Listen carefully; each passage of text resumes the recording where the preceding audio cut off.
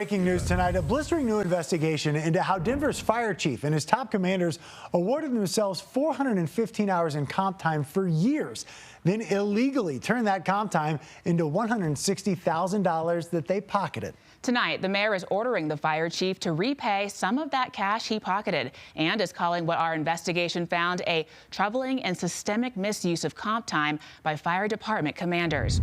Your investigator, Brian Moss, exposed these comp time practices earlier this year, and it was those reports by Brian that sparked the city to investigate. Now, Brian got his hands on the new report and findings from the mayor's office. Brian? Well, this report certainly does rip the practice that we revealed back in April, and now some top Denver Fire Department commanders could potentially face disciplinary action over what was contained in this report.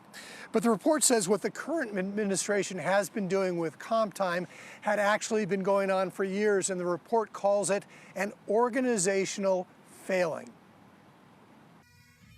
From community events to retirement parties to dinners at firehouses and memorials for firefighters, we found Denver Fire Chief Desmond Fulton and his command staff awarding themselves hundreds of hours of comp time every year for going to these events, then using that comp time for vacations, thus allowing them to then cash in unused vacation days at the end of each year.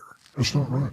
This firefighter and others found the practice dishonorable, believing commanders should not be cashing in for attending events that are seen as part of their jobs. We don't do it for our money. We do it because we respect the sacrifice that those firefighters have made. They gave their life to save the community. And this new report agrees, blaming what happened on systemic failures and inadequate oversight. The investigators saying what's been going on did violate Denver Municipal Code, which prohibits department commanders from being paid for working extra hours.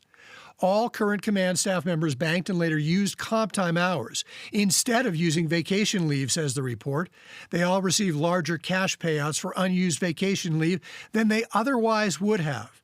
All of them, said the report, engaged and benefited financially from this practice.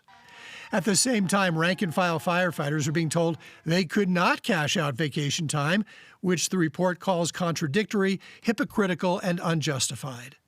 The sharpest criticism was of Department Chief Desmond Fulton, who the report authors say was the biggest offender of this problematic practice, pocketing about $42,000 for unused vacation time between 2021 and 2023, as he instead used comp time to go on vacation.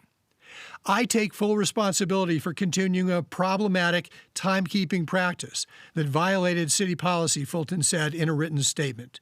His boss, Mayor Mike Johnston, said the report revealed a troubling and systemic misuse of flex time, and the mayor said he was calling on Fulton to repay the city for the vacation time he cashed out since the beginning of my administration.